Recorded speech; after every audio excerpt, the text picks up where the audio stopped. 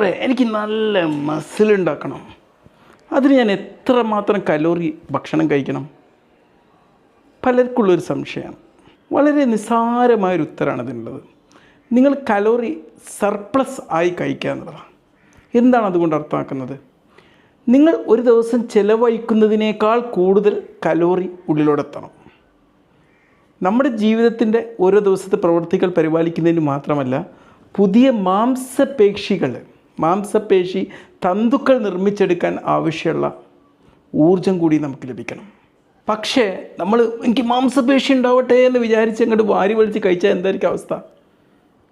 ഈ അധിക കലോറി നമ്മളെ മാംസപേശി വർദ്ധിപ്പിക്കാൻ അല്ല ഉപയോഗപ്പെടുത്തുക, മറിച്ച് എന്തായിരിക്കും? അത് നമ്മുടെ ശരീരത്തിൽ കൊഴുപ്പായിട്ട് ശേഖരിച്ച് വെക്കാനാണ് ഉപയോഗപ്പെടുത്തുക. അപ്പം നമുക്ക് എന്താ വേണ്ടത്? നമുക്ക് മാംസപേശി അല്ലെങ്കിൽ മസിൽ ഉണ്ടാവുകയും വേണം, എന്നാൽ കൊഴുപ്പ് വർധനവ് ഉണ്ടാവാനും പാടില്ല. നമുക്ക് ഒരു ദിവസത്തെ ഒരു പെർഫെക്റ്റ് കലോറി ടാർജറ്റ് ഉണ്ടാക്കിയെടുക്കാൻ 2 സ്റ്റെപ്പായിട്ടുള്ള പ്രോസസ്സാണുള്ളത്. ആദ്യത്തേത് TDEE എന്ന് പറയും, ടോട്ടൽ ഡെയിലി എനർജി എക്സ്പെൻഡിച്ചർ. ഒരു ദിവസം നമ്മൾ സ്പെൻഡ് ചെയ്യുന്ന ടോട്ടലായിട്ടുള്ള എനർജി. അതെന്ന് പറഞ്ഞാൽ നമ്മൾ ദിവസം പല പ്രവൃത്തികളും ചെയ്യുമ്പോൾ നമ്മുടെ ശരീരത്തിൽ നമ്മുടെ ഈ എനർജി ബേൺ ചെയ്യപ്പെടും, നമ്മുടെ കലോറീസ് ബേൺ ചെയ്യപ്പെടും. അതിൻ്റെ ഒരു ടോട്ടൽ നമ്പറാണ് ഈ TDEE എന്നുള്ളത്. ഈ TDEE നമ്മൾ എങ്ങനെ കാൽക്കുലേറ്റ് ചെയ്യും? അതിന് വേണ്ടിയിട്ടുള്ള ഒരുപാട് ഓൺലൈൻ കാൽക്കുലേറ്ററുകളുണ്ട്. എന്നിട്ട് നമ്മൾ അതിലേക്ക് നമ്മുടെ വയസ്സ്, നമ്മുടെ ഭാരം, നമ്മുടെ ഉയരം, നമ്മൾ എത്ര തവണ വ്യായാമം ചെയ്യുന്നു എന്നുള്ളതൊക്കെ അതിലേക്ക് നമ്മൾ ഇൻപുട്ട് നൽകും. എന്നിട്ട് അത് നമ്മുടെ ഒരു മെയിൻ്റെനൻസ് കലോറിയുടെ ഒരു നല്ല എസ്റ്റിമേറ്റ് നമുക്ക് ബോധിപ്പിച്ച് തരും.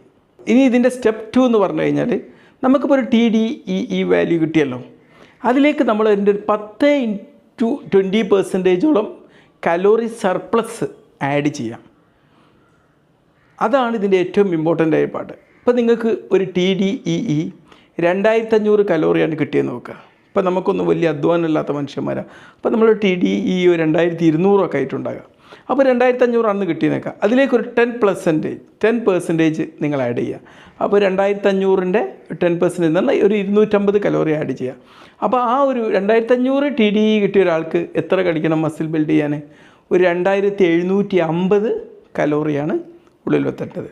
അതിന് 20% സർപ്ലസ് ആണെങ്കിൽ അത് എത്രയായിരിക്കും? അപ്പോൾ 500 അല്ലേ? അപ്പോൾ ഒരു 3000 കലോറിയാണ് കഴിക്കേണ്ടത്. അപ്പോൾ ഇതാണ് ഇതിലെ ഏറ്റവും ഇമ്പോർട്ടൻ്റ് ആയിട്ടുള്ളൊരു ഭാഗം. ഇനിയിപ്പോൾ ഉള്ള സംശയമാണ്, ഇപ്പോൾ 10% അല്ലെങ്കിൽ 20% എന്ന് പറഞ്ഞല്ലോ, ഇതിൽ ഞാൻ എങ്ങനെ ചൂസ് ചെയ്യും? അപ്പോൾ നേച്ചുറലി നമ്മൾ വളരെ മെലിഞ്ഞൊരു വ്യക്തിയാണെങ്കിൽ ഒരു 20% സർപ്ലസ് കൊണ്ട് സ്റ്റാർട്ട് ചെയ്യാം. നമ്മളിതിപ്പോൾ ഒരു നോർമൽ മെറ്റബോളിസവും നല്ല ഓവർ വെയ്റ്റൊക്കെ ഉള്ള ആളാണെങ്കിൽ 10% സർപ്ലസ് ആഡ് ചെയ്യാം. ഇനിയിപ്പം നമ്മൾ ഇത്ര കലോറി അധികം കഴിക്കണം എന്നൊക്കെ തീരുമാനിച്ചു, കഴിച്ചൊക്കെ തുടങ്ങി. ഇത് നമുക്ക് മസിൽ ഉണ്ടാവുന്നുണ്ടോ എന്നുള്ളത് എങ്ങനെ നമ്മൾ തിരിച്ചറിയാം? ആഴ്ചയിൽ ഒരിക്കലൊക്കെ നമ്മൾ ഭാരം ഒന്ന് നോക്കാം. ഒരു തുടക്കത്തിലൊക്കെ നമുക്കൊരു മസിൽ ഉണ്ടായി വരാനുള്ള ഒരു നിരക്ക് എന്ന് പറഞ്ഞു കഴിഞ്ഞാൽ ഒരു 0.2 കിലോഗ്രാമാണ് മാംസപേശി ഉണ്ടാകുക. അപ്പം അത് നമ്മൾ മനസ്സിലാക്കുക.